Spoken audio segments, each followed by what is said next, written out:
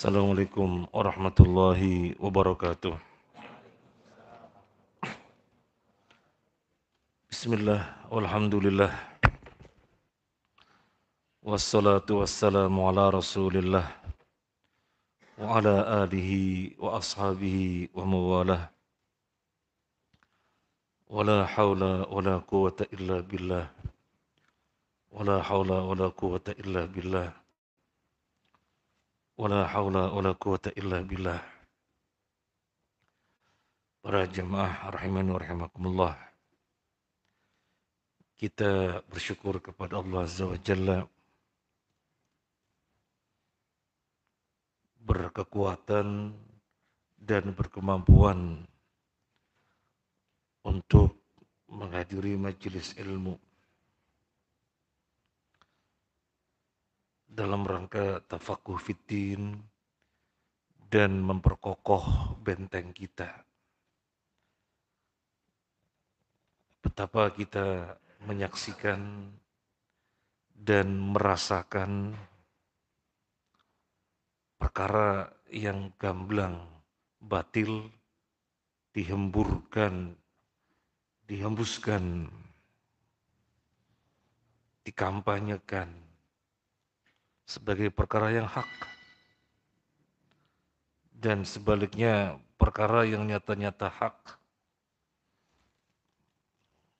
dikampanyekan, dihembuskan sebagai perkara kebatilan.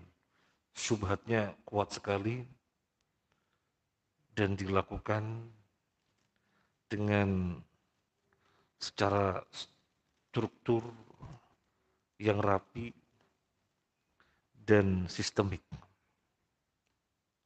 Maka ini perjuangan kita semuanya. Yang dituntut dari kita adalah memperkokoh benteng kita. Hari-hari ini kita dipusingkan dengan hakikat toleransi. Padahal kaedahnya gamblang di dalam Al-Quran. Urusan akidah gak ada tawar-menawar. Lakum dinukum waliyadin. Dan perkara yang bisa ditawar-menawar sehingga bagaimana semuanya merasakan kenyamanan, semuanya merasakan keadilan, semuanya merasakan kebaikan, semuanya merasakan kedamaian hidup di dunia adalah perkara muamalah. La yanhakumullahu 'anil ladzina lam yuqatilukum fid din wa lam yukhrijukum min diyarikum an tabarruhum wa tuqsitu ilaihim innallaha yuhibbul muqsitin. Allah tidak melarang kalian untuk berbuat baik kepada mereka dan berbuat adil kepada mereka selama mereka tidak memerangi kalian di dalam agama dan selama mereka tidak mengusir kalian dari rumah-rumah kalian. Innallaha yuhibbul muqsitin. Sesungguhnya Allah mencintai orang-orang yang berbuat adil. Ini ketentuan dalam masalah muamalah. Dengan siapapun, termasuk dengan mereka, selama tidak mengusir kita, selama tidak memerangi kita, kita tidak dilarang berbuat adil kepada mereka, bahkan didorong kuat berbuat adil, di mana Allah berfirman, Innallaha yuhibbul muqsitin. Sesungguhnya Allah mencintai orang-orang yang adil. Tetapi kemudian kaidah yang sangat gamblang dalam Al-Quran ini seakan-akan tidak pernah ada. Ayatnya jelas dan setiap saat kita membacanya. Tapi seakan-akan tidak pernah ada.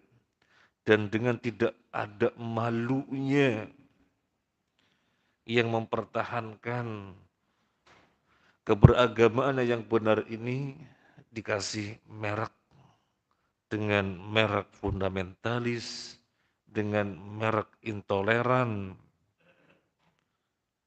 dan merek-merek yang lainnya. Sementara mereka yang sebaliknya ngobok-ngobok agama sebagai orang-orang yang moderat di dalam beragama, sebagai orang-orang yang tidak kaku, tidak kolot, jadi dibalik-balik gak karu-karuan. Maka sekali lagi bersyukurlah kita semuanya ketika kita berkekuatan, berkemampuan untuk menghidupkan majelis-majelis ilmu, karena disitulah kita memperkokoh benteng kita. Kalau mau diperhatikan, kaum muslimin yang ada di sekitar kita, siapa yang bentengnya kokoh, yang tidak goyah? Maka jawabannya jelas, yang ahli ngaji, yang ahli majelis ilmu, bentengnya kokoh. Dan kita dituntut untuk memperbanyak majelis-majelis ilmu di berbagai tempat. Biar syubhat yang sangat kuat menjadi sirna. Para jamaah rahman rahimakumullah, itu pembukaan kita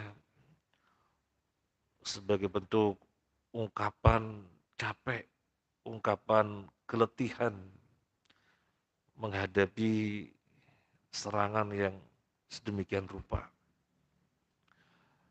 Para jemaah, kita melanjutkan kajian Tazkiyatun Nufus. Kita merujuk dari makalah yang disusun oleh Dr. Ahmad Farid hafizahullah taala, menukil kepada tiga kitab yang ditulis oleh Ibnu Rajab Al-Hanbali, Al-Imam Ibnu Qayyim, dan Abu Hamid Al-Ghazali rahimahumullah wa ghafarahumullah wa lana wa liwalidina wa li masyayikhina wa li asatidina wa li jamil muslimina wal muslimat al-ahya'i minhum wal amwat, amin ya rabbal alamin. Sekarang kita sedang memasuki judul dan baru memasuki ahwalun nafsi wa muhasabatuha.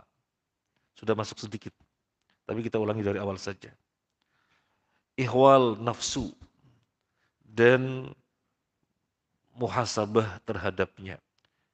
Ihwal nafsu dan introspeksi terhadapnya. Ittafaqa as-salikun ilallahi ala ikhtilafi turuqihim wa tabayuni sulukihim ala anna nafsa qati'atun bainal qalbi wa bainal wusul ila rabbi. Orang-orang yang senantiasa menempuh jalan menuju Allah Azza wa Jalla, mereka bersepakat bahwasanya antara hati kepada pencapaian Allah, di sana ada penghalang. Penghalangnya adalah nafsu. Penghalangnya namanya nafsu. Wa annahu la yadkhulu alaihi subhanahu wa la yusilu ilaihi illa ba'da imatatiha wa tarkiha bi mukhalafatiha. Dan orang tadi yang senantiasa melakukan perjalanan menuju Allah, maka hatinya tidak bisa sampai kepada Allah selama belum membereskan ini nafsu. Dengan cara dimatikan atau dengan cara tidak digubris, dicuekin saja, baru bisa hati melaju berjalan menuju Allah Azza wa Jalla. Dan akhirnya orang itu pun menang karena telah menaklukkan penghalangnya, yaitu nafsu. Fa inna nasa ala kismaini.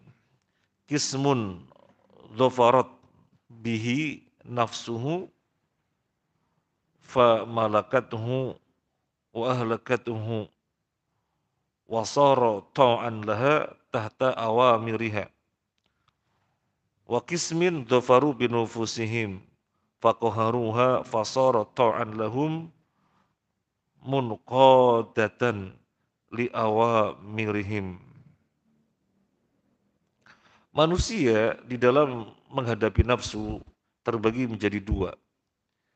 Yang pertama, manusia yang bisa mengalahkannya, yang bisa menguasainya, yang akhirnya nafsu itu tunduk kepada manusia tersebut.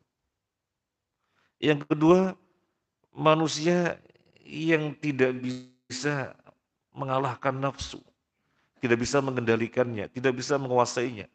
Akhirnya manusialah yang tunduk kepada dia. Jadi ada dua model manusia di hadapan nafsu. Qala ba'dul arifin intaha safarut talibin ila dhufri bi anfusihim faman dhafara bi nafsihi aflaha wa anjaha wa man dhafarat bihi nafsuhu khasara wa halaka. Orang-orang yang ahli ilmu mengatakan perjalanan orang-orang yang menuju Allah itu mencapai kemenangan jika dia bisa menaklukkan sesuatu yang sesungguhnya ada pada dirinya sendiri, bukan di mana-mana. Tetapi sesuatu yang harus ditaklukkan ada pada dirinya sendiri, yaitu nafsu. Siapa bisa menaklukkannya, maka dia beruntung dan menang. Dan siapa yang dirinya dikalahkan oleh nafsu itu, maka dia rugi dan binasa. Qala Allah Ta'ala, Allah berfirman, A'udzu billahi minasyaitonir rajim. Wa amma man tagha wa atharul hayatad dunya fa innal jahima hiyal ma'wa. Wa amma man tagha, dan barang siapa yang melampaui batas, wa atharul hayatad dunya, dan lebih mengedepankan perkara-perkara duniawinya, fa innal jahima hiyal ma'wa, maka sesungguhnya neraka jahimlah tempat dia kembali, tempat tinggalnya. Sebaliknya, wa amma man khafa maqama rabbi wa nahan nafsa 'anil hawa fa innal jannata hiyal ma'wa. Barang siapa yang takut kepada Tuhannya dan mengendalikan nafsunya, maka sesungguhnya surgalah tempatnya dia. Jadi dua macam orang tadi, yang pertama yang menguasai hawa nafsu dan mengendalikannya, yang kedua yang dikendalikan oleh hawa nafsu dan dikuasainya, maka tempatnya jelas, surga atau neraka. Wan nafsu tad'u ila tuhyan wa itharil hayatid dunya wa rabbu yad'u abdahu ila khawfihi wa nahyin nafsi 'anil hawa. Yang namanya nafsu senantiasa memprovokasi manusia kepada tughyan, kepada perkara-perkara yang melampaui batas, kepada perkara-perkara yang merupakan pelanggaran, juga kepada perkara-perkara yang merupakan kelezatan dunia. Itu nafsu. Tempatnya di situ. Manusianya diprovokasi agar senantiasa berbuat tughyan, perkara-perkara yang melampaui batas, dan senantiasa mengutamakan kehidupan duniawi. Sementara Allah Azza wa Jalla senantiasa mengajak hambanya kepada takut terhadap dirinya dan mencegah nafsu. Jadi berbeda antara Allah dan nafsu. Wal qalbu bainad da'iya, ini sementara hati kita berada di antara keduanya, ngikuti seruan nafsu atau ngikuti seruan Allah Azza wa Jalla. Yamilu ila hadza ad-da'i marratan wa ila hadza marratan wa hadza mawdi'ul mihnah wal ibtila. Hati bisa cenderung kepada ini, nafsu, pada saat yang lain bisa cenderung kepada ini, kepada Allah. Kadang kepada ini, nafsu, kadang kepada Allah. Itulah tempatnya manusia memang diuji. Memang diuji. Waqad wasafallahu subhanahu an-nafsa fil Qur'an bi thalathi sifatin. Allah Azza wa Jalla telah mensifati nafsu di dalam Al-Quran dengan 3 sifat. Al-mutmainnah, ini yang pertama. Wal-lawamah, wal-lawamah, ini yang kedua. Wal-amarah bisu, yang ketiga adalah al-amarah bisu. Jadi nafsu yang ada pada diri kita Ada 3 macam. Sebagaimana Allah sifati dalam Al-Quran. Mutmainnah, lawamah, dan amarah bisu. Mungkin ada sebagian kita yang bertanya, berarti nafsu itu apa? Apa bedanya nafsu dengan akal? Akal adalah maklumat tentang hakikat segala sesuatu. Dan alat untuk mencapainya, meraihnya namanya hati. Itu akal. Maklumat tentang hakikat segala sesuatu dan alat untuk meraihnya namanya hati. Makanya dalam Al-Quran disebutkan lahum qulubun la yafqahuna biha. Mereka punya hati, tapi tidak digunakan untuk memahaminya. Adapun nafsu, nafsu itu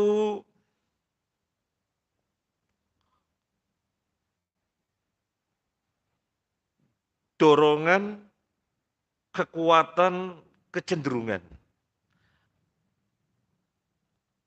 Jadi adanya dorongan kecenderungan yang ada pada diri kita.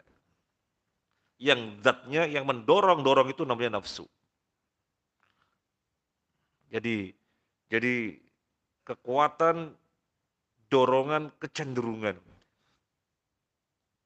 Cenderung kemana? Nah, nafsu ini yang mendorong, cenderung kemana? Jadi Allah menjadikan kita manusia bukan berupa fisik sebagaimana kita lihat dari ujung kepala sampai ujung kaki, tetapi di dalamnya ada perkara-perkara batin.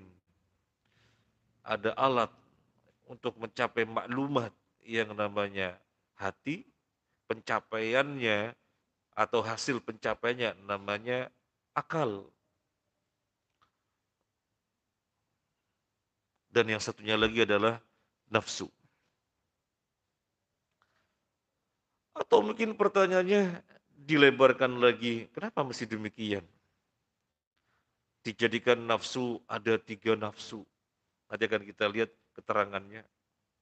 Sehingga bisa cenderung kepada yang baik-baik, kepada yang buruk-buruk. Kok tidak Allah ciptakan nafsu dengan satu jenis saja yang mendorong kepada kebaikan sehingga senantiasa kita yang memiliki fisik ini terdorong kepada kebaikan-kebaikan saja. Enggak terdorong kepada keburukan, negatif, dan yang lainnya. Kenapa Allah enggak ciptakan demikian? Ini kan sama saja pertanyaan-pertanyaan dari orang-orang yang suka bertanya. Allah melarang Nabi Adam mendekati sebuah pohon yang ada di surga. Kalau memang Allah melarangnya agar jangan didekati, kenapa Allah ciptakan? Gak usah ciptakan saja gitu, kenapa? Sehingga gak usah pakai melarang-larang. Kenapa diciptakan kemudian Adam dan Hawa alaihi wassalam dilarang? Ya kurang lebih pertanyaan-pertanyaan yang semacam itu. Maka jawabannya jelas. Allah menyatakan bahwasanya Dia Azza wa Jalla menciptakan manusia linabluwakum ayyukum ahsanu amala. Manusia diciptakan untuk diuji sehingga diketahui siapa yang paling baik amalannya. Nah, Allah ciptakan anjing, Allah ciptakan sapi. Allah katakan ambil sapi, jangan ambil anjing. Allah ciptakan pernikahan, Allah ciptakan zina. Allah perintahkan ambil pernikahan, jangan ambil zina. Allah ciptakan sodakoh, Allah ciptakan riba. Dan Allah sudah kasih arahan, ambil sodakoh, jangan ambil riba. Sekarang kita lulus ujian apa enggak gitu saja. Enggak ada yang susah bagi Allah, enggak usah ada riba, enggak usah menciptakan babi, enggak usah menciptakan zina, menciptakannya yang baik-baik saja. Enggak ada yang susah bagi Allah. Innallaha ala kulli syai'in qadir, tetapi masalahnya Allah sudah menyatakan sendiri menciptakan manusia untuk diuji. Nah, Kita dikasih tahu oleh Allah bahwasanya pada diri kita ada yang namanya nafsu dengan sifat 3 macam. Dan kita ranahnya ranah ujian. Tinggal dikembalikan kepada kita mau lulus apa enggak, kan begitu. Dikembalikan kepada kita mau lulus apa enggak. Bisa enggak Allah Allah mengkondisikan seseorang biar tidak ada kecenderungan kepada negatif, kepada kemungkaran. Ya apa susahnya bagi Allah. Terus kenapa Allah nggak lakukan? Biar lebih memudahkan pemahaman lagi. Bapak-bapak, ibu-ibu ini sebagai Pak Guru dan Bu Guru. Kemudian lagi ujian akhir semester misalnya ya, Pak dosen, Bu dosen, ujian akhir semester. Pak Guru keliling-keliling lihat jawabannya anak-anak, lihat jawabannya mahasiswa, mahasiswi. Oh, itu betul, itu salah, itu betul, itu salah. Bisa enggak Pak Guru bilang ke yang jawabannya salah, ente jawabannya jangan 4, yang benar itu 5. Ganti, ganti, ganti. Bisa enggak Pak Guru begitu? Ya bisa Pak, susahnya. Tetapi ini lagi ujian, enggak mungkin Pak Guru melakukannya. Ujian. Demikian juga kita sudah dinyatakan oleh Allah diciptakan untuk diuji. Allah informasikan tentang perkara-perkara ujian dan juga Allah kasih arah-arahannya biar kita lulus, tinggal kitanya memilih yang mana, lulus apa enggak. Kita lanjut. Nafsu ada 3 macam, mutmainnah, lawamah, wal amarah bisu. Fahtalafa an-nas hal an-nafsu wahidatun wa dhi awsaf laha am lil 'abdi thalathatu anfus. Ada perbedaan tentang klasifikasi nafsu. Apakah sesungguhnya nafsu yang ada pada manusia itu satu tetapi memiliki 3 sifat, atau memang ada 3 nafsu dengan sifat yang sendiri-sendiri.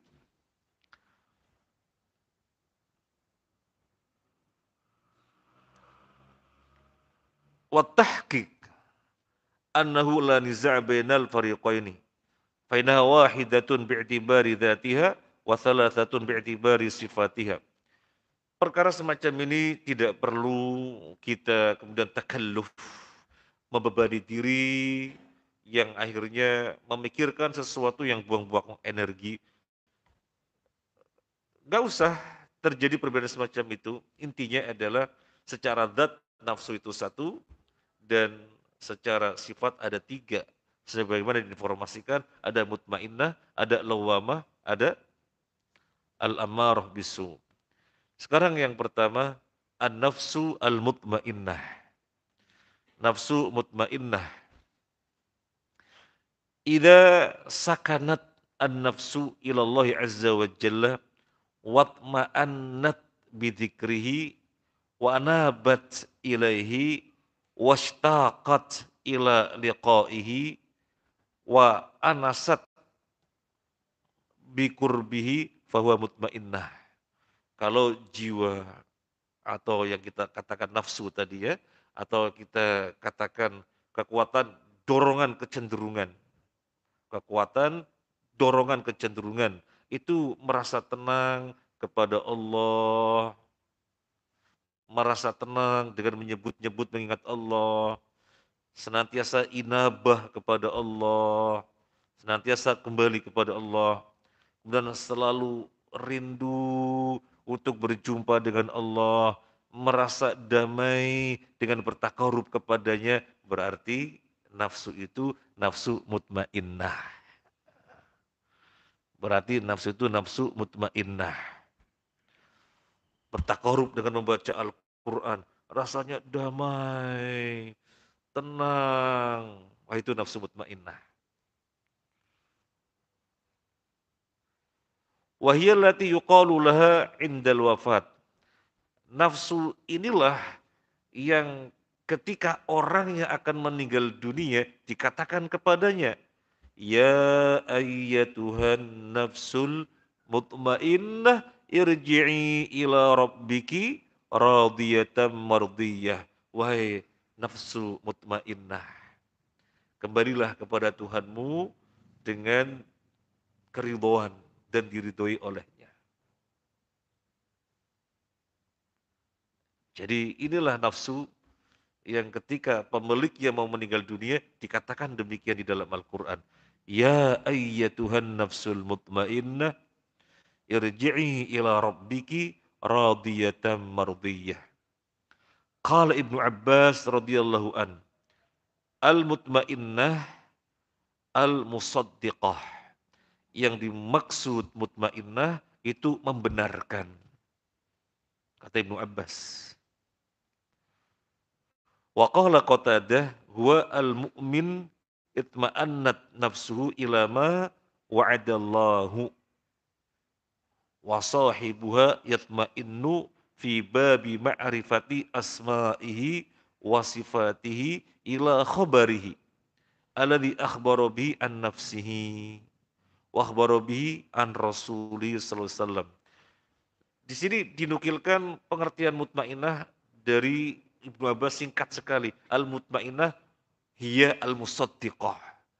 Nafsu mutmainnah adalah nafsu yang membenarkan. Allah alam, gitu aja.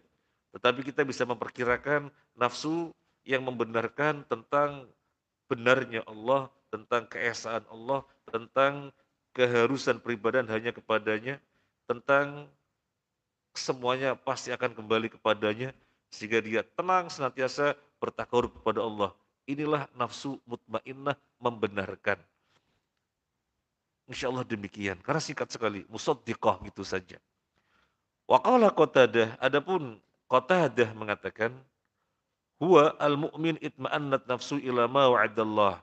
Yang namanya nafsu mutmainnah adalah ketika seorang mukmin merasa tenang kepada apa yang Allah telah menjanjikan. Allah telah menjanjikan apa? Allah telah menjanjikan surga. Maka kita merasa tenang dengan apa yang Allah janjikan itu. Sehingga hiruk pikuknya kehidupan keras dan seterusnya beratnya kehidupan tidak ngefek bagi seseorang tersebut karena dia tenang kepada apa yang Allah janjikan. Baik janji terkait perkara-perkara duniawi atau janji terkait perkara ukhrawi nantinya. Yang penting ikuti rambu-rambunya saja, sudah tenang. Nafsu mutmainnah. Sekali lagi, ketika seseorang merasa tenang terhadap apa yang Allah janjikan, itulah mutmainnah. Wa sahibuha yatma'innu fi babi ma'rifati asma'i wa sifati ila khabari alladhi akhbara bi an nafsihi.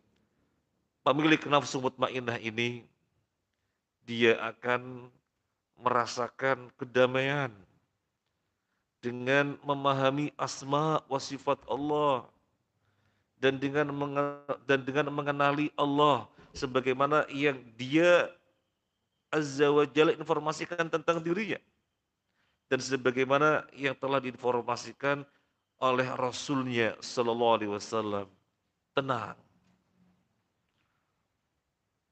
tenang dengan memahami dan mengenali Allah melalui asma dan sifatnya.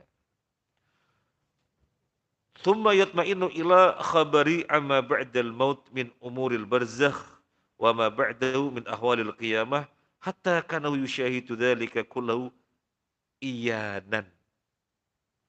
Lebih lanjut Imam Qatadah mengatakan, nafsu mutmainnah ini dia merasakan tenang terhadap apa yang diberitakan oleh Allah. Kalau tadi merasa tenang dengan apa yang dijanjikan oleh Allah, sekarang merasa tenang dengan apa yang diberitakan oleh Allah. Bahwasanya nanti setelah kematian ada kehidupan namanya barzah, dan nanti akan dibangkitkan ada kehidupan namanya akhirat. Seakan-akan dia menyaksikannya. Padahal perkara gaib.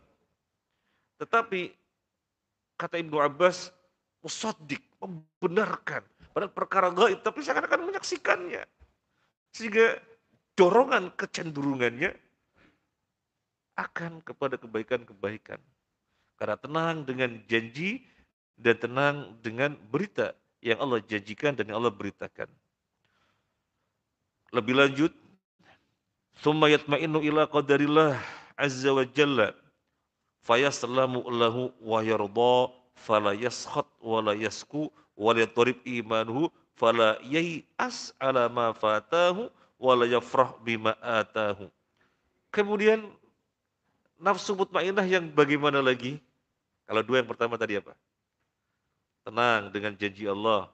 Yang kedua, tenang dengan pemberitaan Allah. Yang ketiga, dia tenang terhadap apa yang Allah takdirkan. Dia menerima dan ridho. Allah takdirkan ente kadar kesehatannya 7, disyukuri, berbuat semampunya dengan kesehatannya. Ente takdir kekayaannya 6, disyukuri dan berbuat dengan sebaik-baiknya di dalam ketaatannya. Atau ente ditakdirkan dengan kesehatan 9, dia mensyukurinya dan berbuat semaksimal mungkin sebagaimana Allah takdirkan dengan kekayaan 9,5.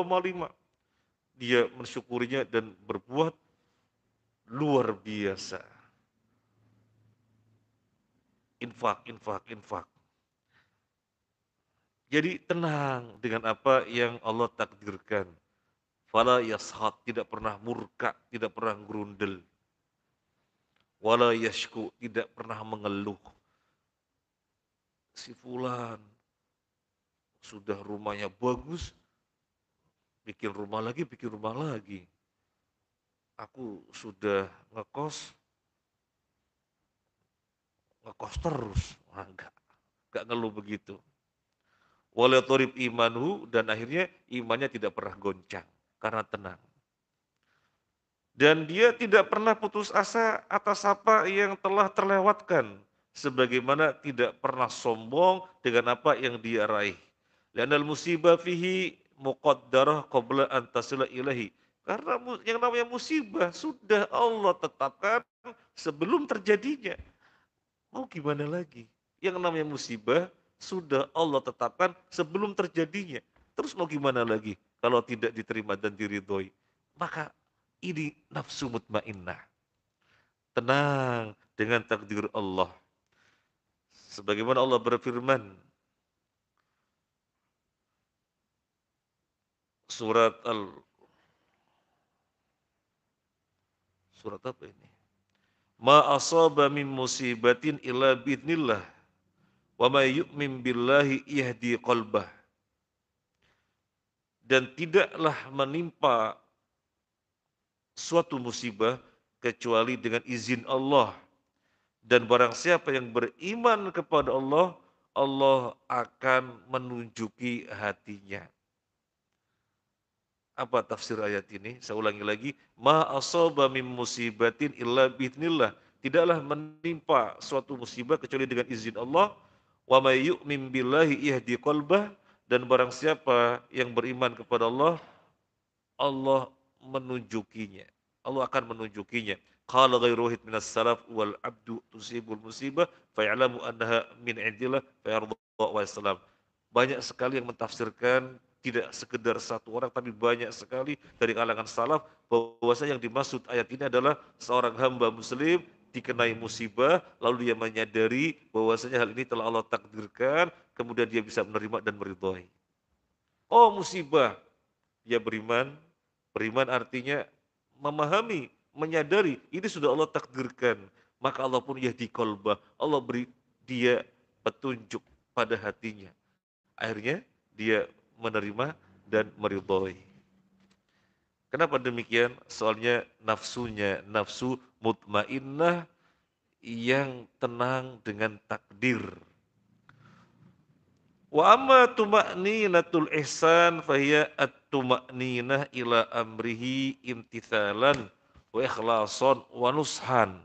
Fala fala yakdumu ala amrihi iradatan wala hawan wala taklidan wala yusakin syubhatan tu'aribu khabarahu wala syahwatan tu'aridu amrahu bal idza marrat bihi anzala manzilatal waswas. Nafsu mutmainnah adalah ketenangan dengan kebaikan-kebaikan. Dia tenang dengan perintah-perintah yang akhirnya pemilik nafsu ini akan menunaikannya dengan semestinya, dengan ikhlas dan dengan berbuat nasihat. Apa yang dimaksud? Apa yang dimaksud? Terhadap perintah-perintah Allah, dia menjalannya dengan ikhlas, mentaatinya dan berbuat nasihat. Wanusha dan berbuat nasihat. Berbuat nasihat itu artinya kalau kelewatan sedih sekali. Itu namanya berbuat nasihat. Di dalam Al-Quran ada. Di dalam surat At-Taubah Allah berfirman, laisa 'alal du'afa'i wala 'alal marda wala 'alal ladina la yajiduna ma yunfikuna harajun idza nasaw lillahi wa rasulih ma 'alal muhsinina min sabil wallahu ghafurur rahim. Ini tentang orang-orang yang tidak berangkat jihad. Mereka tidak berangkat dan syariat mentolerir, syariat memberikan toleransi tidak berangkatnya. Nabi SAW tidak boleh menghukumnya. Yang pertama, du'afa. Du'afa itu artinya orang yang ada uzur permanen. Perempuan, nggak mungkin bisa jadi laki-laki, uzur permanen. Orang buta, kemudian orang sudah tua renta, ini du'afa. Boleh tidak berangkat jihad. Kemudian orang yang sakit. Orang yang sakit maksudnya orang yang uzurnya tidak permanen. Berarti kalau sembuh wajib berangkat. Kemudian yang ketiga, yang tidak disalahkan dan tidak boleh dihukum karena tidak berangkat jihad, yang ketiga adalah orang-orang yang tidak mendapati bekal untuk perang dengan syarat dia berbuat nasihat untuk Allah dan Rasulnya. Apa yang dimaksud dengan berbuat nasihat untuk Allah dan Rasulnya? Yang dimaksud adalah dia tidak bisa berangkat menjadikan dirinya sedih. Menjadikan dirinya sedih. Ini namanya berbuat nasihat untuk Allah dan Rasulnya. Ya Allah, pas ada panggilan jihad, kok saya nggak punya bekal apapun, sehingga saya nggak bisa berangkat, sedih. Dan tafsir idza nasau lillahi wa rasulih yang dinukil di sini wa nushan. Banyak kita sekalian jelaskan apa pengertian nushan. Dalam syariat pengertian nasihat itu apa? Pengertian nushan itu apa?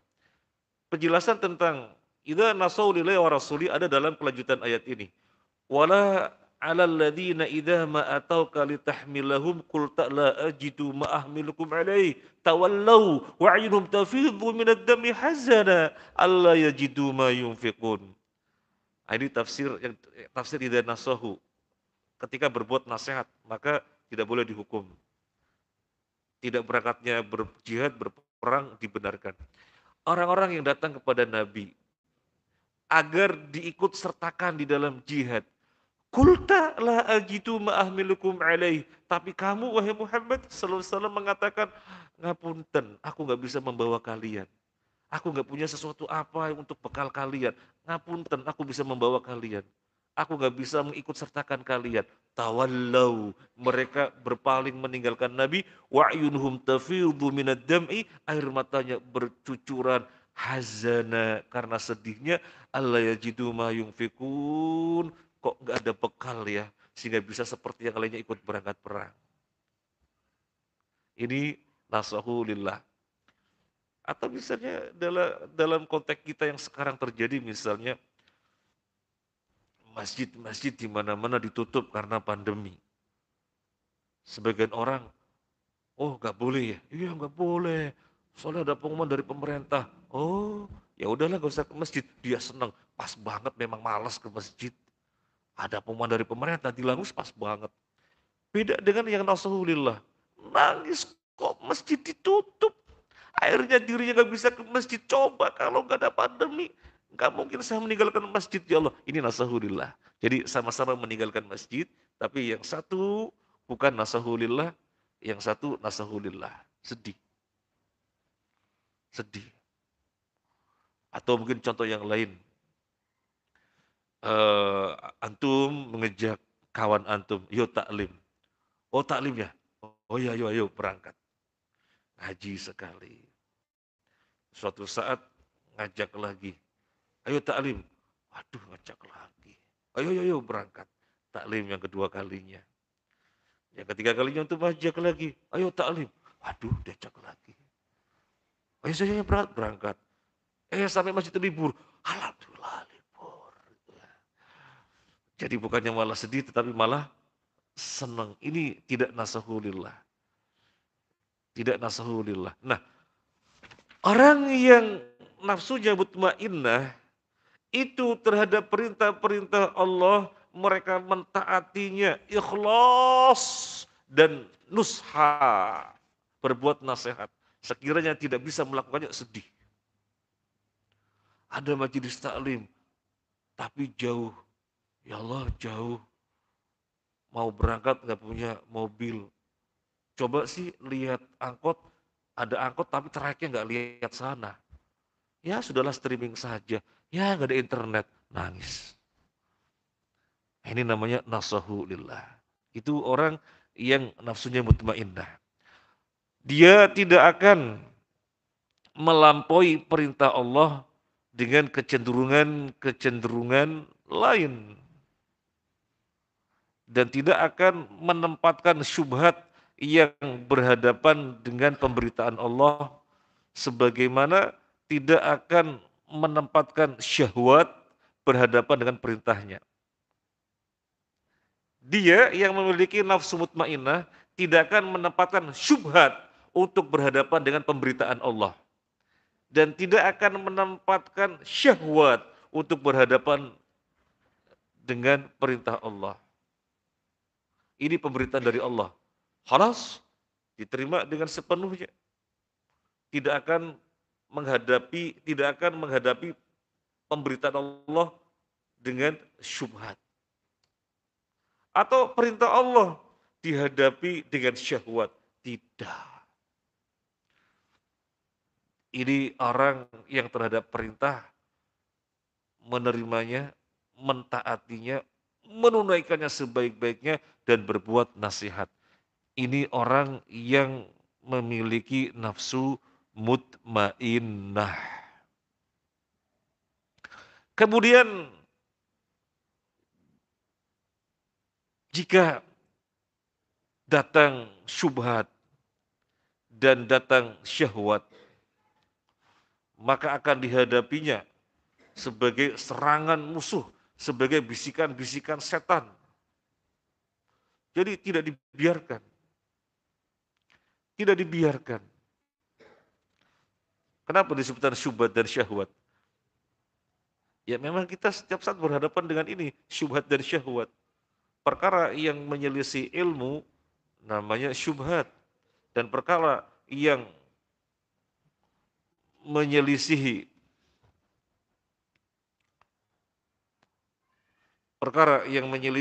ketaatan namanya syahwat. Maka senantiasa dihadapi dengan sebaik-baiknya, dipandangnya sebagai was-was, ditempatkannya sebagai was-was, godaan yang menyerang. Faida itma'anna minasyaki, faida itma'anna minasyaki ilal yakin, wa minal jail ilal ilmi, wa minal ghaflah ilal dzikri, wa minal khiyana ilal taubah, wa minal riya ilal ikhlas. Nafsu mutmainnah menjadikan pemiliknya tenang.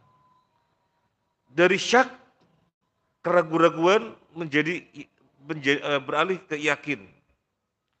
Ragu. Apa benar ya? Kenapa mesti ragu-ragu? Diyakini saja. Tenang. Wa minal jahli ilal ilmi. menjadikan pemiliknya beralih dari kebodohan menjadi ilmu. Wa minal ghaflah ila dzikri.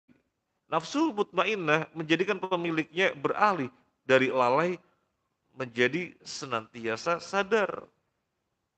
Wa minal khiyanah ila taubah, dan menjadikan pemiliknya dari khianat beralih menjadi taubat.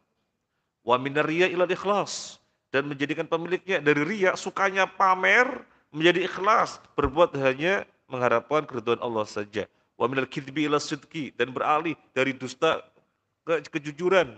Wa minal ajzi ilal kayyis, dan menjadikan pemiliknya beralih dari ajiz ke kayis.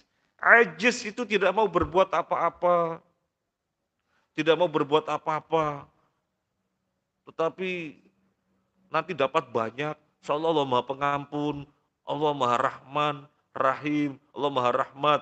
Itu namanya ajiz. Kalau kayis, waktu-waktu yang berlalu sedemikian cepatnya, untuk tidur sendiri sudah sepertiga umur. Kita sehari semalam 24 jam, tidur 8 jam, sudah sepertiga umur. Berarti umur kita jatahnya berapa? Sepertiganya sendiri sudah habis untuk tidur. Belum perkara-perkara yang mubah. Loh kok kita santai? Ah itu kayis. Akhirnya senantiasa mengejar, mengejar, mengejar untuk tidak terlewatkan waktu sedikit pun kecuali dengan kebaikan-kebaikan. Nah, orang yang jiwanya tenang tidak akan bercokol pada dirinya ajis, tapi bercokol pada dirinya kayis. Wa min saulatil ujbi ila dhullil ikhbat, ila dhullatil ikhbat. Kemudian beralih dari ujub kepada kerendahan diri di dalam ketaatan kepada Allah. Wa minatih ila tawadhu', dari kesombongan beralih kepada ketawaduan. Fa inda dzalika takunu nafsu mutmainnah, orang semacam ini benar-benar orang yang sangat tenang menjalani kehidupan, karena itulah nafsu yang ada pada dirinya, yaitu nafsu mutmainnah. Sudah bisa mungkin adzan dulu ya. Wassalamualaikum warahmatullahi wabarakatuh. Walhamdulillah rabbil alamin.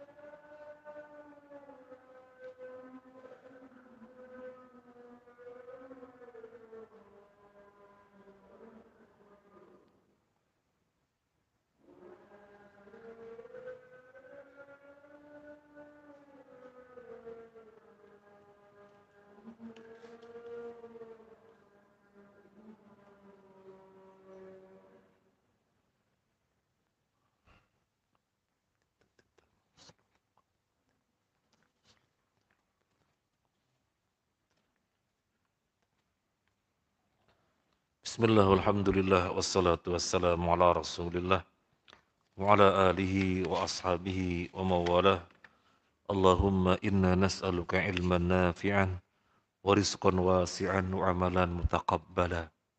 Ya Allah, kami memohon kepadamu ilmu yang bermanfaat, rizki yang luas, dan amalan yang diterima. Amma ba'd, kita lanjutkan sedikit. Sebenarnya kalau menyelesaikan nafsu mutmainnah, sempurna pembahasannya, tapi nanti berkepanjangan, kita lanjut sedikit saja. Wa aslu dzalika kullihi hiya al-yaqidah. Dasar semuanya itu, kenapa kemudian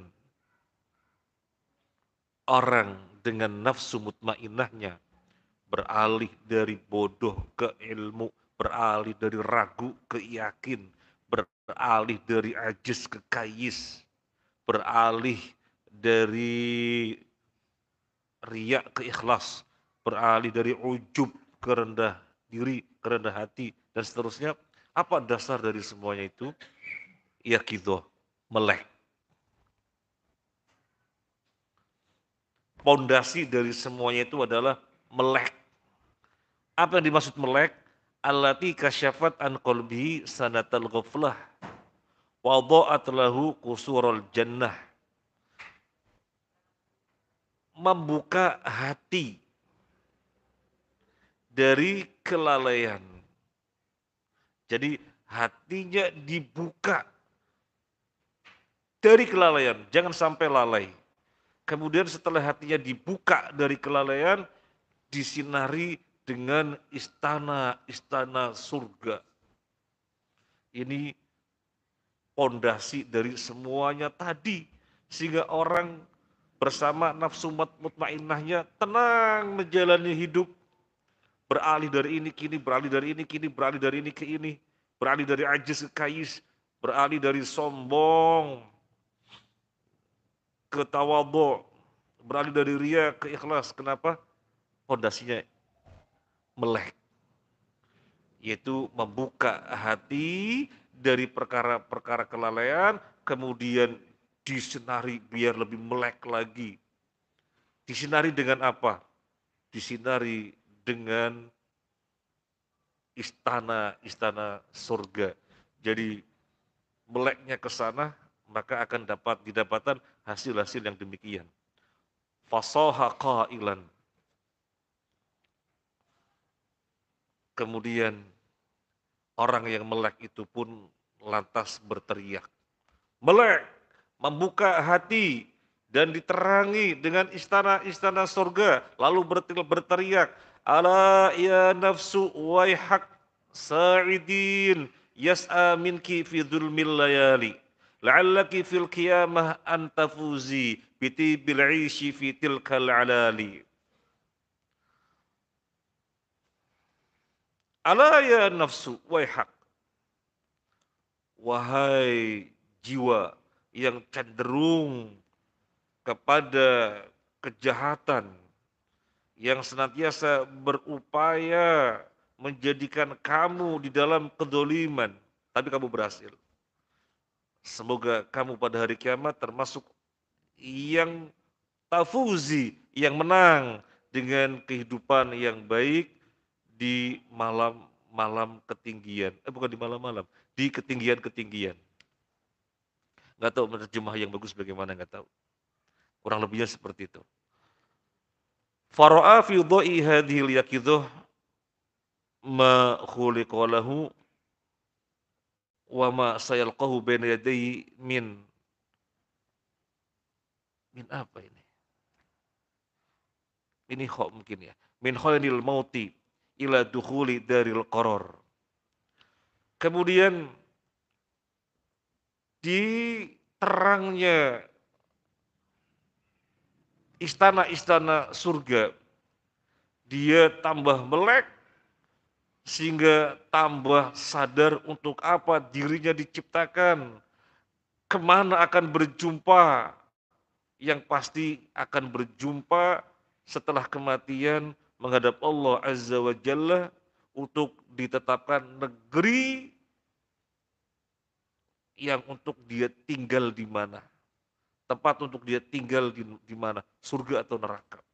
Jadi ini memang pondasi. Jadi memang pondasi. Melek, melek. Dirinya diciptakan untuk apa? Kemana nanti akan berjumpa. Kemudian tempat terakhirnya yang dia menetap di situ mana, surga atau neraka. Kemudian juga melek. Wara'a surata in kita dunia, betapa cepatnya dunia ini pergi. Nggak terasa, tiba-tiba 40 tahun, 50 tahun, 70 tahun. Cepat sekali. Terus waktu berlalu untuk apa? Melek.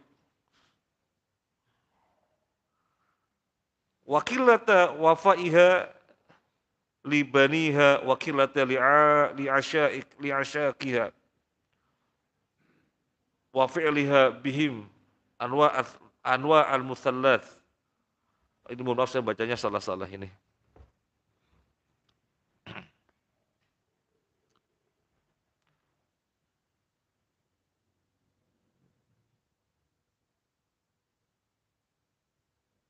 Nah, wara'a sur'ata inqidha'id dunya. Dia melihat betapa cepatnya sirnanya dunia. Sadar dunia berjalan dengan sangat terus, waktu berlalu untuk apa? Melek. Wakillata wafaiha libaniha wa qatliha li asyaqiha.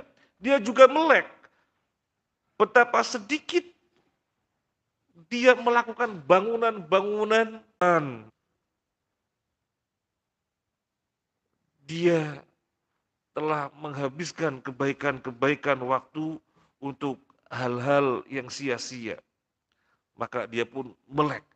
Nah, jadi intinya melek ini pangkal untuk mendapatkan nafsu mutmainnah sehingga bisa beralih dari ini ke ini. Sebagaimana tadi sudah kita bahas. Makanya kemudian dinukilkan firman Allah, ya hasrata ala ma farratu fi jambillah.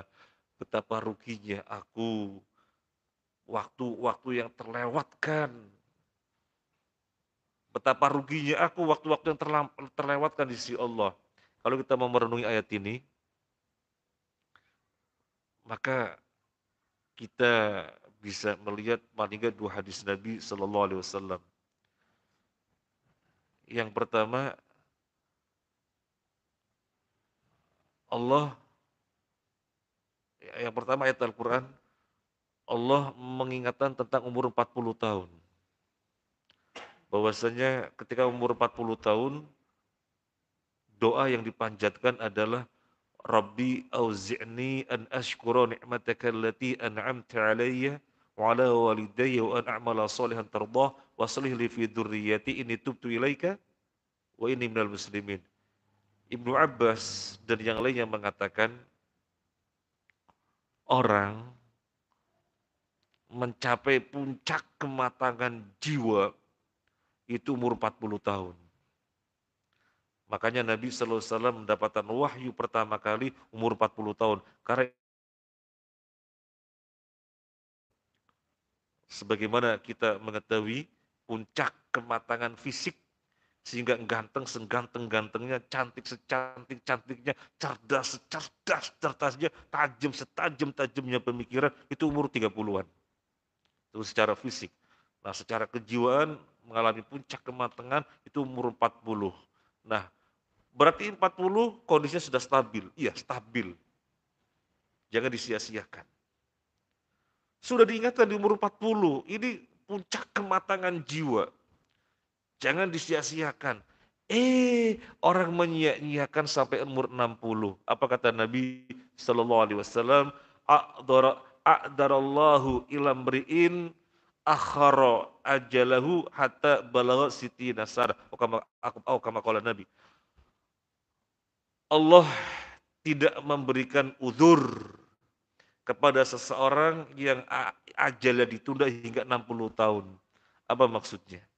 Allah tidak memberikan uzur. Orang yang umurnya dipanjangkan hingga 60 tahun. Maksudnya apa?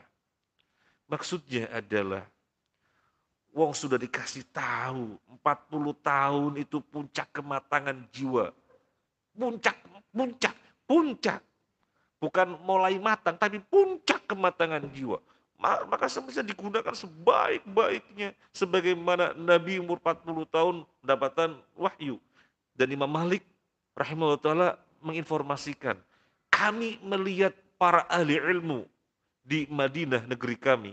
Mereka beraktivitas sangat dinamis, berbuat luar biasa, berkumpul, bertemu, pertemuan dan seterusnya, bisnis luar biasa. Tapi ketika mereka umur 40 tahun, mereka pada mengurangi aktivitas duniawi, mengurangi pertemuan-pertemuan dengan manusia, banyak takarub kepada Allah ketika umur 40 tahun.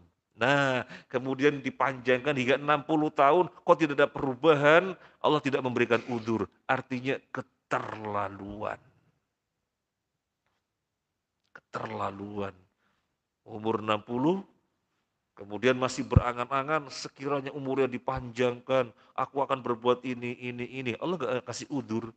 Jadi tidak boleh ada keinginan semacam itu kecuali hanya istighfar, berbuat sebisa-bisanya sudah kelewatan, sebisa sejak umur 40 tahun. Bahkan semestinya kalau bisa sejak awal dari muda.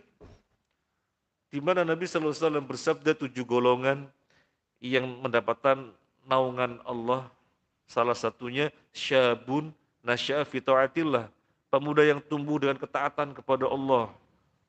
Kok tidak orang tua yang diliputi ketaatan? Kalau orang tua diliputi dengan ketaatan itu sesuatu yang bukan istimewa. Orang sudah tua, sudah bau tanah, orang sono bilang udah bau tanah. Ya diliputi dengan ketaatan wajar, tapi pemuda yang masih labil, masih mencari jati diri, keinginan-keinginannya masih gak jelas, sehingga masih mencari, bisa mengkondisikan diri dengan ketaatan. Dapat rewardnya besar sekali. Termasuk salah satu dari 7 golongan. Ini kalau bisa, kalau nggak bisa, paling nggak sadar, 40 itu sudah Allah ingatkan. Kebablasan, sampai 60 nggak memperbaiki diri, iya hasrata ala ma farrattu fi jambillah. Betapa ruginya aku. Waktu-waktu berlalu dengan kesia-siaan di sisi Allah Azza wa Jalla. Ini saja semoga bermanfaat, semoga kita terus memperkuat dan memperbesar nafsu mutmainnah. Sehingga kita menjadi orang yang tenang karena kita tenang dengan janji Allah, kita tenang dengan pemberitaan Allah, dan kita tenang dengan